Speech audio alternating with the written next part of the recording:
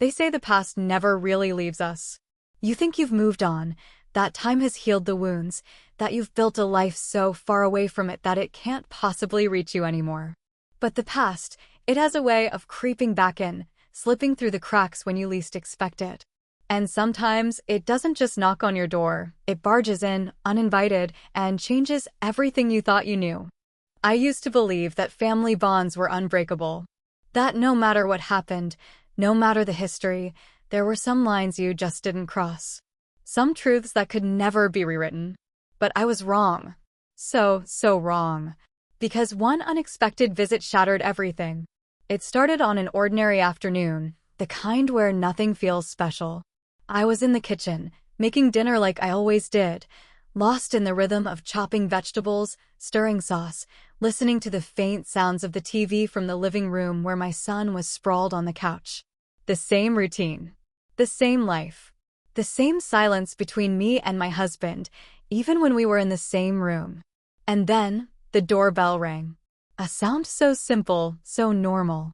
But looking back, I wish I never answered it. I wish I had ignored it, let it fade into the air like background noise. Because the moment I opened that door, everything I thought was stable in my life began to shift, piece by piece. Standing there, in the dim light of the porch, was a man I hadn't seen in years. My stepfather. His face was older, weathered by time, but those eyes, those same piercing eyes from my childhood stared back at me. Eyes that held secrets. Eyes that reminded me of things I had buried so deep, I had convinced myself they never existed. I should have felt anger, resentment, maybe even nothing at all. But instead, there was something else. A slow, creeping feeling in my chest. A strange warmth, tangled with confusion. Why was he here? Why now, after all these years? And why? Why did his presence make my heart race in a way I couldn't explain? I should have closed the door. I should have told him to leave. But instead, I stepped aside and let him in. And that was my first mistake. I thought this was just a visit. A man trying to reconnect. But nothing could have prepared me for what came next. For how that visit would unravel everything I thought I knew about trust, about family, about myself. Because what started as an innocent reunion turned into something I never could have imagined. And by the time I realized what was happening, what I was letting happen, it was already too late. Before we dive into this shocking story, I need you to do something. Subscribe to Shocking Infidelity Saga and turn on the notification bell, because trust me, you won't want to miss what happens next. Alright, let's begin. The moment he stepped into my house, something shifted. The air felt heavier, charged with something I couldn't quite name. Maybe it was nostalgia. Maybe it was something darker. But I felt it, deep in my bones. I closed the door behind him, my fingers gripping the handle for just a second longer than necessary, as if my body knew what my mind didn't, that this was the moment everything changed. He set his bag down near the entrance, scanning the room with eyes that held too many stories. His gaze lingered on me for a fraction longer than it should have, and I looked away, clearing my throat. "It's been a long time," he said, his voice steady, unreadable. I nodded. "Yeah, it has." And just like that, the past rushed back in. I should tell you about my life before he arrived. Before the cracks in my marriage turned into chasms. Before I started questioning everything. I'm 38. I've been married for 12 years. And for the last 5, I've felt like a ghost in my own home. My husband, Mark, is a good man. At least, that's what I used to tell myself. Hardworking, reliable. The kind of man who always paid the bills on time, who never forgot to get the car serviced, who made sure our son, Ethan, had everything he needed. But love? Affection? Presence? Those were things that slipped through his fingers like sand. It wasn't always this way. When we first met, he was different, attentive, thoughtful, the kind of man who made me feel seen.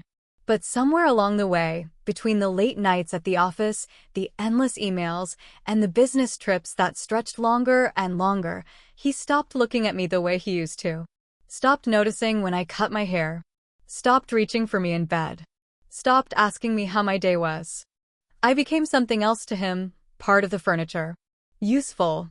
expected, ignored. And I told myself it was normal.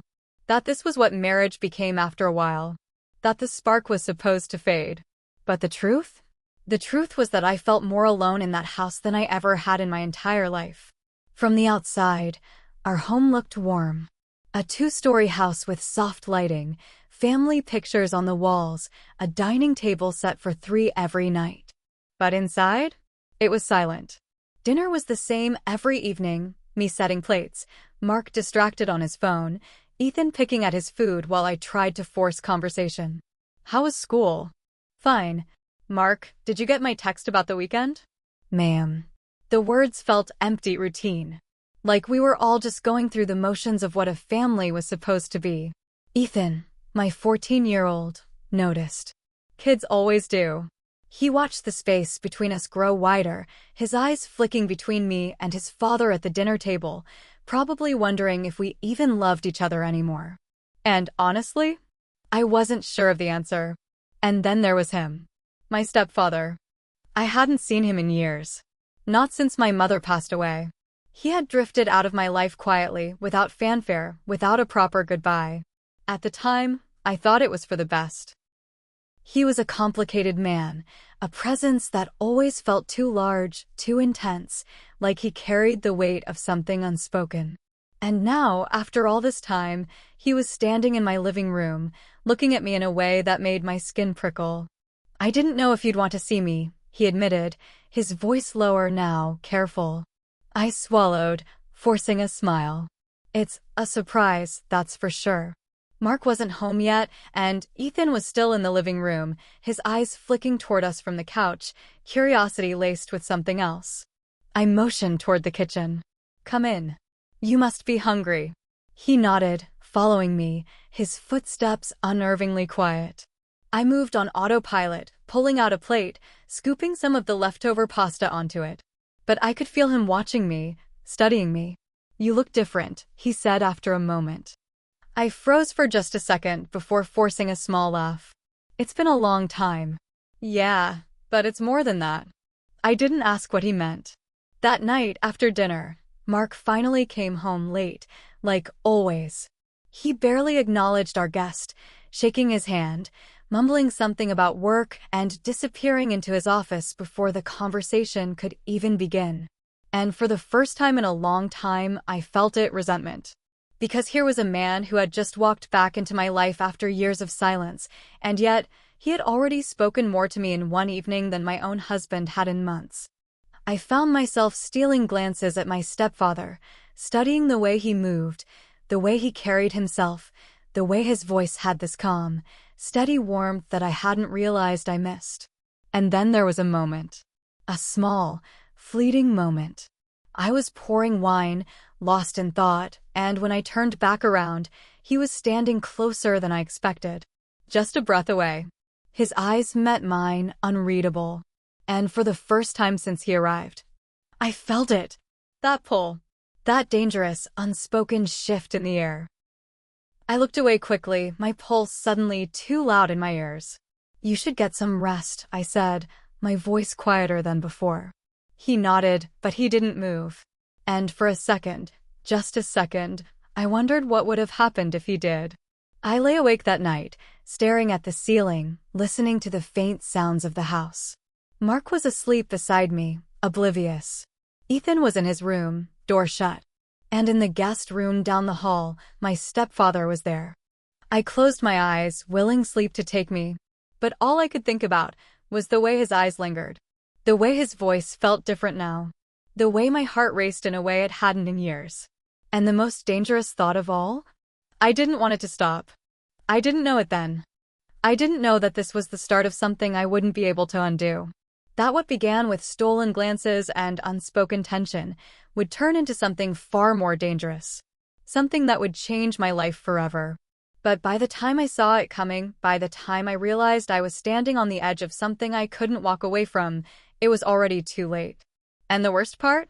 A part of me didn't want to stop. I should have known.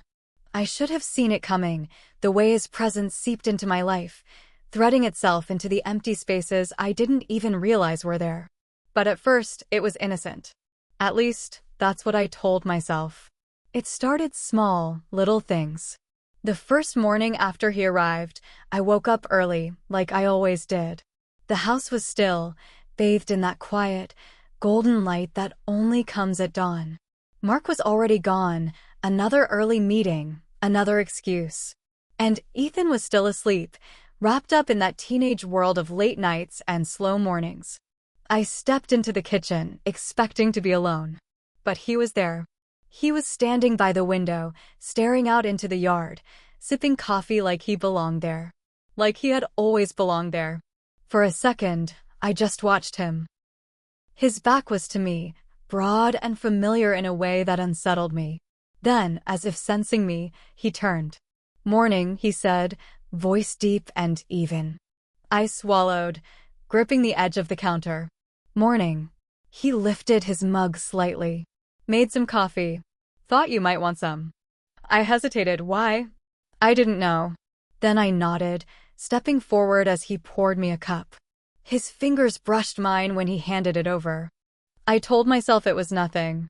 But the warmth of his skin lingered longer than it should have. It wasn't just the coffee. It was the way he moved through the house, fixing things my husband had long ignored.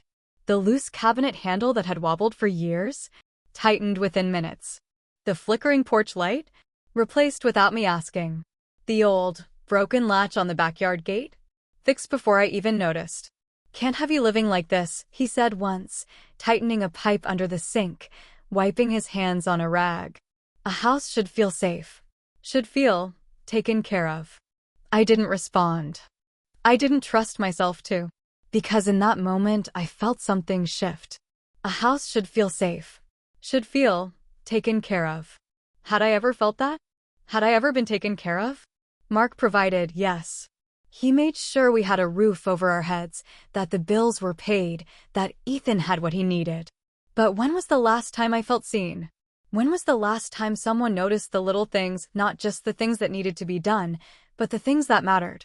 And why was it him making me feel that now? It wasn't just the things he did. It was the way he looked at me. Not in a way that was obvious. Not in a way that crossed any lines. Not yet. But there was something there, something lingering in the way his gaze would hold mine a second too long. Something in the way his eyes would flick down to my lips before pulling away, like he caught himself. And the worst part? I didn't hate it. I should have. I should have ignored it, shut it down before it became anything. But instead, I let it breathe. I let it grow. A quiet, unspoken thing between us. It was the third night after he arrived.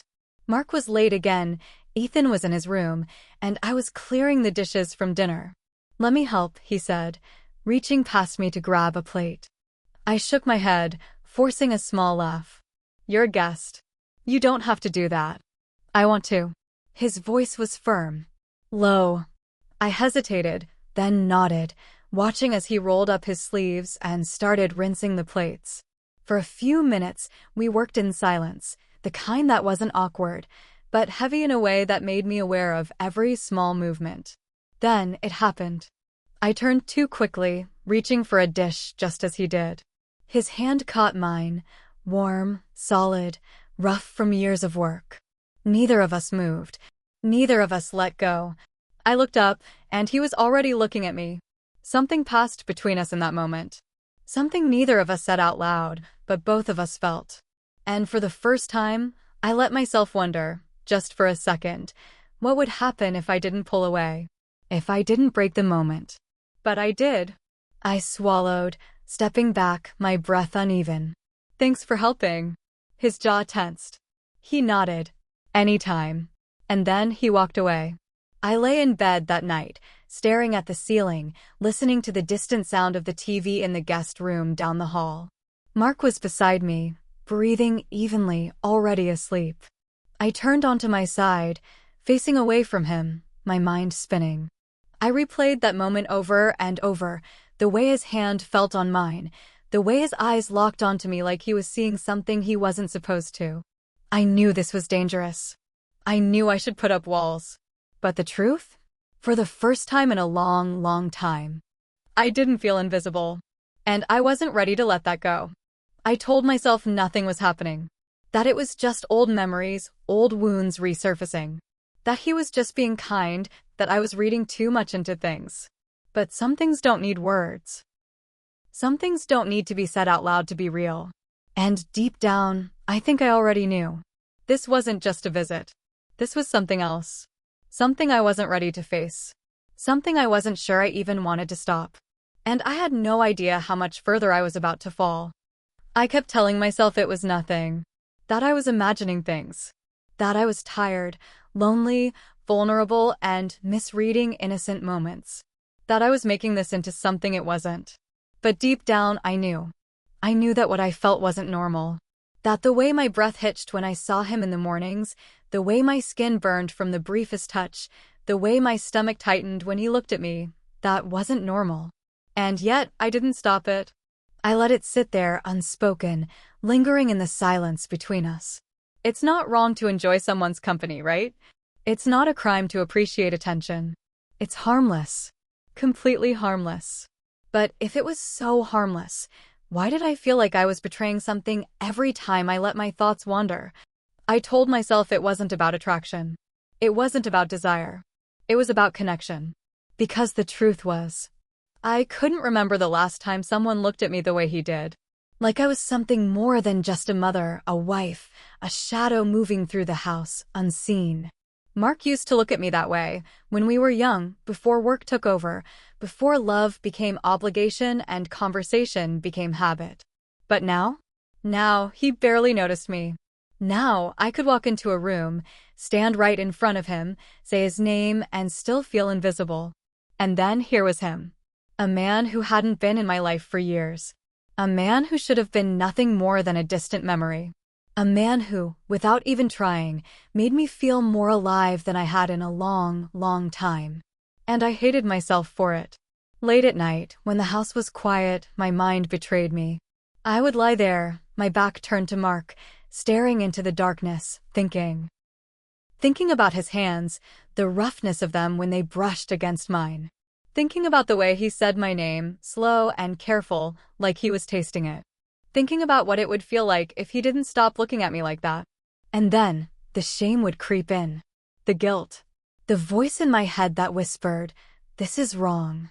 This is so, so wrong." But another voice, quieter, almost pleading, would answer back, "Then why does it feel so good?" It wasn't fair. To Mark. To my marriage. To the life we had built. But it happened anyway. I started noticing all the ways they were different. How Mark barely touched me anymore, but he did, even in the smallest ways. A hand on the small of my back when he walked past me in the kitchen. A brush of fingers when he handed me something. A lingering glance that made my breath catch. How Mark barely spoke to me beyond the necessary, while he asked questions, listened, made me feel like I mattered. How Mark fell asleep the moment his head hit the pillow, while I stayed awake, feeling the weight of everything I wasn't supposed to feel. And worst of all, how I used to believe that Mark was the one. That he was my safe place, my home. But now? Now, I wasn't so sure. I was losing control. I felt it happening, slow at first, like a drop of water carving its way through stone. And I fought it. I tried to convince myself that it was just a phase, a reaction to feeling lonely, a moment of weakness that would pass if I just ignored it long enough. But then he would say something small, something simple, "You deserve more than this." And just like that, the ground beneath me would crack a little more. Because wasn't that the truth? Wasn't that the thing I had been trying to pretend I didn't already know? That I did deserve more. That I wanted more. That for the first time in years, I was waking up to the fact that I had been starving, and I hadn't even noticed until someone put something in front of me that I actually wanted to taste. And the most terrifying part? I wasn't sure I wanted to stop. I kept telling myself I wouldn't cross the line. That I had control. That I could stop this from becoming anything more than a feeling. But the thing about desire? It doesn't care about logic. It doesn't listen to reason. And when you've spent years being unseen, untouched, unloved in the ways you need, the moment someone does see you, the moment someone does make you feel wanted, it's already too late. I wish I could tell you the moment it all went too far. That there was a clear line, a single event where I could look back and say, this was it. The moment I made a choice I couldn't take back. But that's not how it happened. It wasn't a single moment. It was a slow unraveling, a series of small, almost invisible shifts, each one a fraction closer to something I told myself would never happen. But with each step, I felt the ground beneath me slipping. And still, I didn't stop. It was late. The kind of late where the world feels smaller, quieter, like it belongs only to the people still awake. Ethan was asleep. Mark was on another late-night conference call in his office, door shut, his voice low and detached.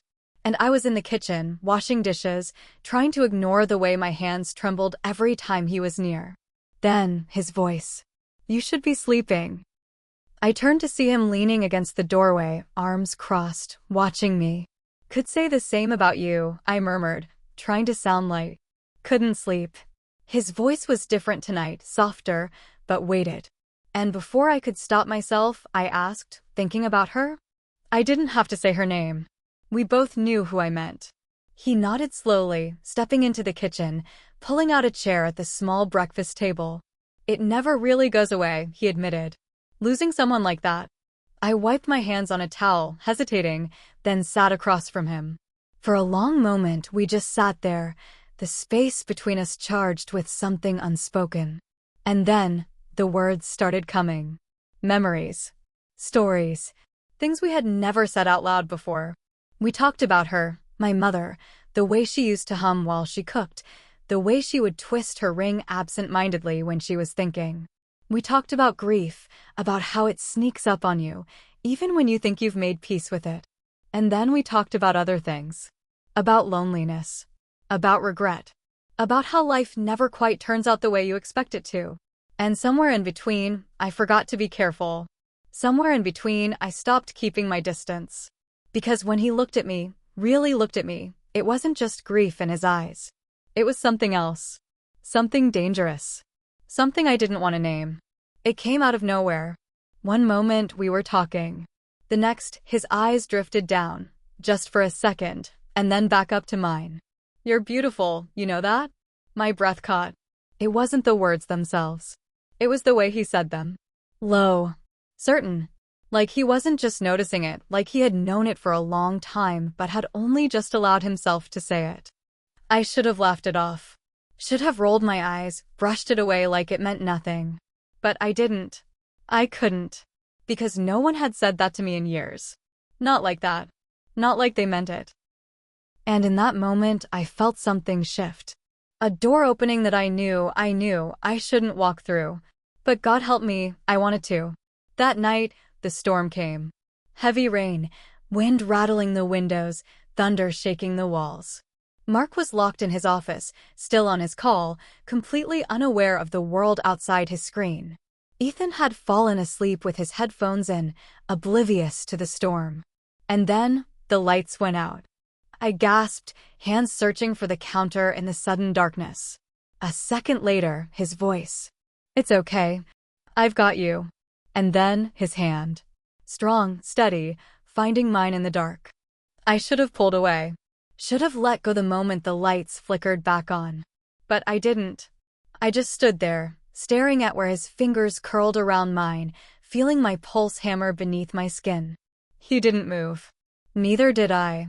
And in that silence, I felt it. The thing I had been trying to ignore. The thing I had been pretending wasn't real. The pull. The undeniable, magnetic force drawing me towards something I wasn't allowed to want. Later that night, after the storm had settled into a soft drizzle, I walked past him in the hallway.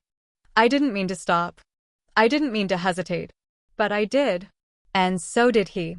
We stood there, inches apart, the dim light from the hallway casting shadows on the walls. He reached out, slowly, carefully, and placed his hand on my back. Just a touch. Just a moment. But it burned. It lingered. And when I finally pulled away, stepping back, my breath uneven, I knew. This wasn't harmless anymore. This wasn't just comfort, or nostalgia, or misplaced emotion. This was something else. Something dangerous. Something that had already gone too far. I thought we were careful. I thought no one else could see it, that the tension between us was something only we could feel. But I was wrong. Because Ethan started watching me differently. Not in a way he could put into words, but in that quiet, knowing way that only children can. He would pause when he saw us together, his eyes narrowing slightly, something unreadable flickering across his face. And Mark was too distracted to notice. He barely looked up when I walked into a room, barely acknowledged my presence at all. But Ethan? Ethan saw something. I don't know if he understood what it was. But I know this, he knew something wasn't right. And so did I. I should have stopped. I should have slammed the door shut before it was too late. But the thing about temptation? It doesn't come all at once. It comes in whispers. In stolen glances. In small, lingering touches that don't seem like much until they become everything. And I was already falling. Already slipping into something I couldn't pull myself out of. And the worst part? A part of me didn't want to stop. The night it all fell apart wasn't planned. I didn't wake up that morning thinking this is the day I destroy everything. I didn't look in the mirror and see a woman who was about to cross a line she could never uncross. But that's how these things happen, isn't it? Not with one big, obvious decision, but with a series of small ones. And by the time you realize what you've done, by the time you see it for what it is, it's already too late. It was late. Again. Mark was working. Again. Ethan was in his room, headphones in, lost in whatever world he escaped to when he didn't want to deal with the silence in the house. And I was exactly where I shouldn't have been. In the living room. With him. The storm had passed, but the air still felt heavy, thick with something unspoken.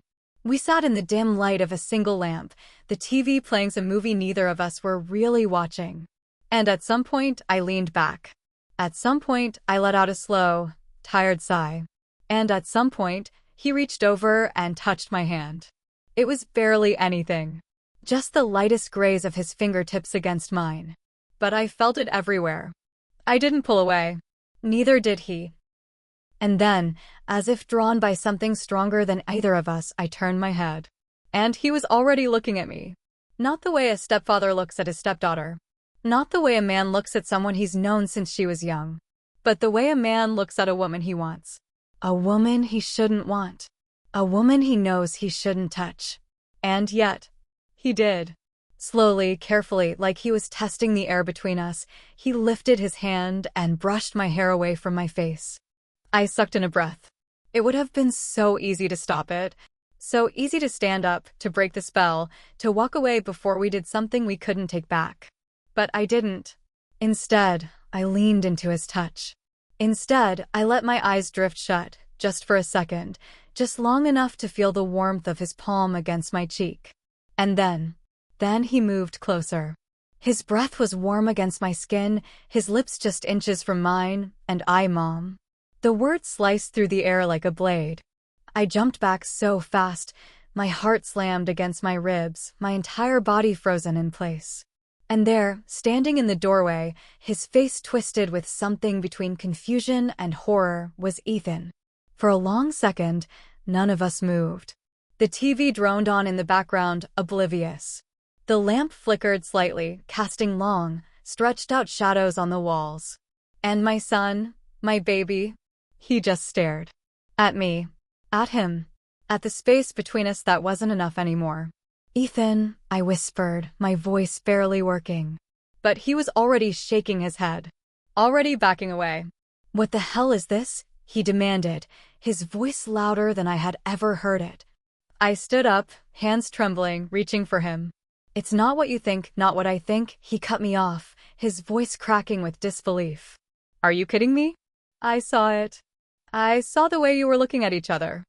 I opened my mouth, but there was no excuse. No way to twist what had just happened into something innocent. Because it wasn't. It never had been. "He's supposed to be family." Ethan's voice broke, his hands clenching into fists at his sides. "How could you?" And God, that was the moment it hit me. The weight of it. The sheer, undeniable truth of what I had done. Not what I almost did. What I had already done. Because even if nothing had happened, Even if there had been no kiss, no touch that lasted too long. I had let it get this far. I had let my own son walk in and see me, not as his mother. Not as the woman who was supposed to protect him, to love him, to be better. But as someone else entirely. Someone he couldn't trust anymore. And the look on his face.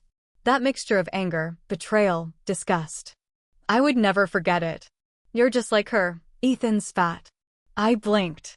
"What?" "Mom," he said again. But this time it wasn't soft. It wasn't filled with the love he had always spoken my name with. It was cold. It was distant. And I knew, in that moment, that I had lost him. That, even if I tried to explain, even if I swore up and down that nothing had happened, it wouldn't matter. Because in his eyes, something already had. He stormed past me, his shoulder brushing mine as he walked away, and I almost reached for him, almost begged him to please, just please understand. But I didn't deserve that. I didn't deserve his forgiveness. And when I heard his bedroom door slam shut, the finality of it hit me like a wave, knocking the air from my lungs. I stood there, staring at nothing, my entire body numb. Behind me, I heard a slow inhale. I turned, and he was still there. Still standing in the same spot. His face unreadable. But I could feel it. The shift.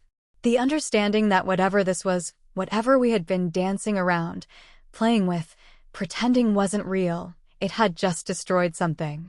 Not just my marriage. Not just my family. But my son. And I didn't know if I would ever get him back. I thought I was in control. I thought I could keep this a secret, tucked away in stolen glances and quiet, lingering moments. I thought it was just me who would get hurt. But I was wrong. Because the people we hurt the most are the ones we never meant to. And that night? That was the night I lost everything. The morning after, everything felt different. The house was the same. The furniture hadn't moved, the walls hadn't crumbled, the roof hadn't caved in. But something had shifted. Something deep. And I felt it in every breath, every step, every glance from my son that cut through me like a blade. Ethan hadn't spoken to me since last night. Not one word. At first, I told myself he just needed time. That he'd cool off, that he'd wake up and realize nothing actually happened, that maybe, just maybe, I could find a way to explain. But when he came downstairs that morning, his face was different. Blank. Like he had made a decision in his sleep. And I knew. I knew that I had lost something I might never get back. "Good morning," I tried. Nothing. He walked past me, grabbed a piece of toast from the counter, and started to leave. "Ethan, please," I said, stepping toward him. "Can we talk?"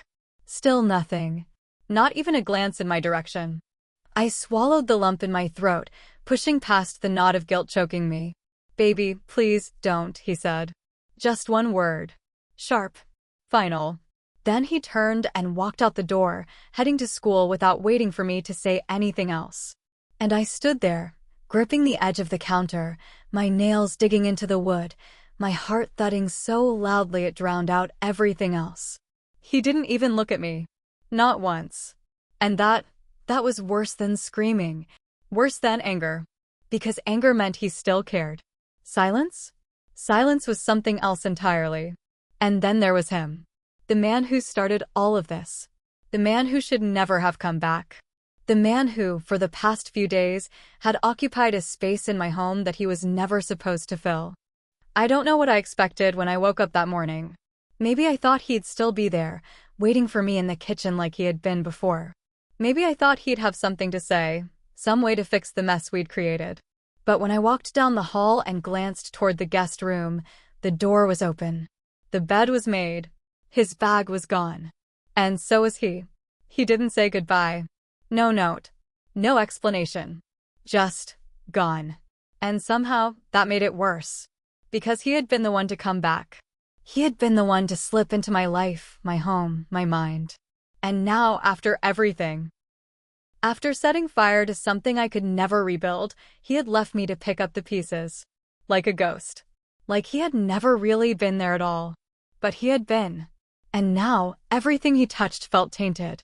The chair he sat in at the dinner table. The coffee mug he used, still sitting in the sink. The hallway where his hand had brushed my back, where my pulse had betrayed me. Everything felt wrong. And the worst part? I wanted him to leave. I wanted him to disappear, to take this weight off my chest, to give me space to breathe. But now that he was gone, I felt emptier than before. That night I laid in bed, staring at the ceiling, listening to the sounds of the house.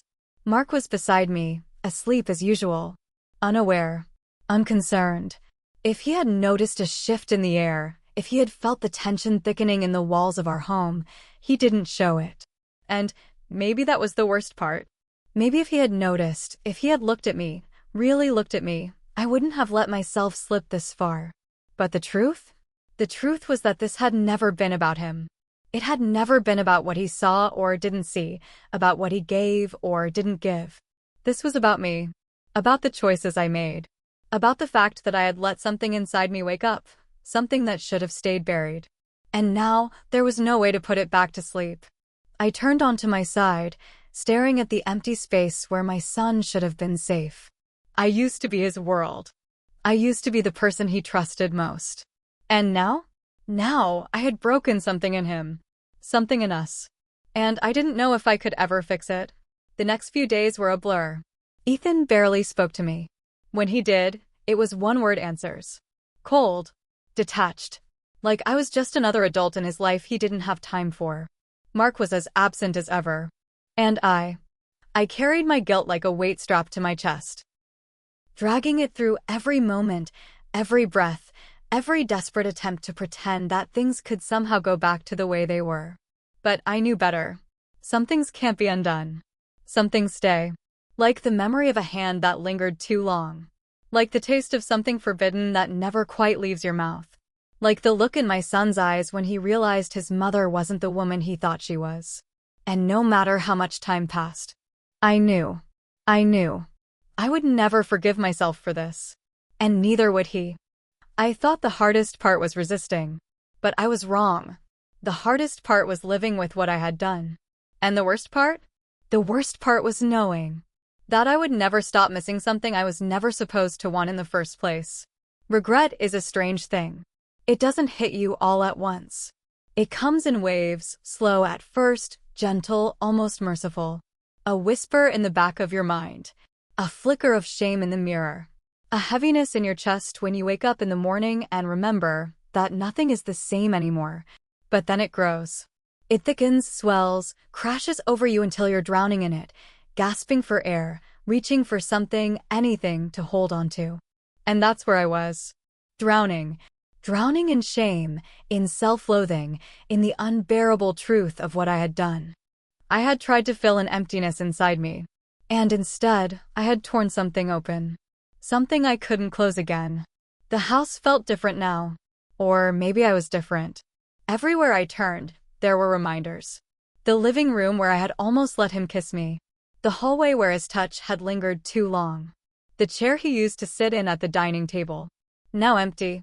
Like his presence had never really been there at all. But it had been. And no matter how hard I tried to scrub it away, to erase the feeling of him from this house, from my skin, from my mind, I couldn't. Because the damage wasn't in the things he touched. The damage was inside me. And no matter how much I wanted to take it back, no matter how much I hated myself for letting it happen, the truth was simple. I had wanted it. I had let it happen. And now, I was paying the price. Mark still didn't know. And that was almost worse. Because his life hadn't changed. Not really. He still came home late. Still buried himself in work. Still barely noticed me. Barely spoke to me. Barely even looked up when I walked into a room. And that should have been a relief. That should have made it easier. But instead, it made me sick. Because how was it possible? How was it possible for a husband to miss the fact that his wife had unraveled completely? That she was barely holding herself together? That their son had stopped looking her in the eyes? That their home, our home, had been cracked open, split at the seams, bleeding out something rotten? And still, he didn't see it. Or maybe he did. Maybe he had always seen it. Maybe he had been watching me slip away for years and had decided, without saying a word, that I wasn't worth holding on to. Ethan still hadn't told him. And I didn't know why. Maybe it was shame. Maybe it was anger. Maybe it was because he knew, deep down, that saying the words out loud would make it real. That it would destroy something neither of us could ever rebuild. But his silence wasn't forgiveness. It was distance. It was a wall, thick and unmovable, standing between us. At dinner, he barely spoke. When I asked him how his day was, he shrugged. When I told him I loved him, he didn't say it back. And the worst part? I deserved it. Because what kind of mother does what I did? What kind of mother lets her son see her in that moment, caught in something that never should have existed?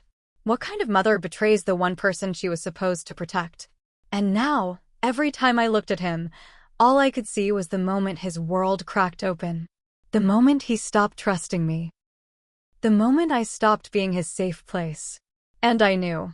I knew that no matter how much time passed, no matter how many apologies I whispered into the empty space between us, he would never forget. And I would never forgive myself. Could trust ever be rebuilt? Could I ever fix this? Or was this the kind of betrayal that never heals? I wanted to believe there was hope. That I could earn back his love. That I could make him see me as his mother again, not as the woman who had let him down. But some wounds don't heal. Some wounds don't fade. Some wounds leave scars so deep, so permanent, that no matter how much time passes, you can always feel them. And I knew, deep in my bones, I had left one on him. A scar he would carry for the rest of his life. Because no matter what I did, no matter how much I begged for forgiveness, I had already become the thing I never wanted to be. A mother who failed her son. A wife who broke her vows. A woman who let desire ruin her. And I didn't know if I would ever come back from that. I used to think I knew myself. I used to think I was strong, that I had control over my choices, my emotions, my life. But now I wasn't sure of anything. Except for one thing. Some mistakes, some betrayals, can never be undone. And no matter how much I wished I could turn back time, I would have to live with that truth for the rest of my life. So now I ask you, what would you do? If you were me, standing in the wreckage of a life you built, a family you swore to protect, could you find a way to fix it? Would you try? Or would you accept that some things, once broken, can never be put back together the same way again? Because that's the question that haunts me every day. I know I made a mistake. I know I crossed a line I should have never even approached. But is there a way back from this? Can trust ever truly be rebuilt after it's been shattered? Or is this the kind of betrayal that lingers forever, a scar that will never fade? I need to know what you think. Because if you've ever felt lost, if you've ever made a choice you regretted the moment it was too late, if you've ever had to live with the weight of hurting the people you love the most, then maybe you understand. Maybe you know what it's like to wish, more than anything, that you could go back. But we don't get to go back, do we? We only get to move forward. And I don't know if forward leads to forgiveness, or to a life where I am nothing more than the woman my son can never trust again. Let's talk about it in the comments. And if you haven't already, subscribe to Shocking Infidelity Saga. Because this is real life. And real life doesn't always come with easy answers. Sometimes, the people we trust the most are the ones who leave the deepest scars. Sometimes, it's not the betrayals from strangers that destroy us. It's the betrayals that come from within, our own choices, our own weaknesses, the moments where we let ourselves slip into something we swore we never would. Loneliness can push you to places you never imagined. It can make you reach for things that don't belong to you. It can make you crave something so badly, so desperately, that you don't realize the price you're paying until it's too late. And trust me, the price is everything. I lost my son's trust. I lost my sense of who I was. And I don't know if I'll ever get either of those things back. So please, be careful where you seek comfort. Because the warmth of one moment can cost you years of regret. And some mistakes. Some mistakes stay with you forever.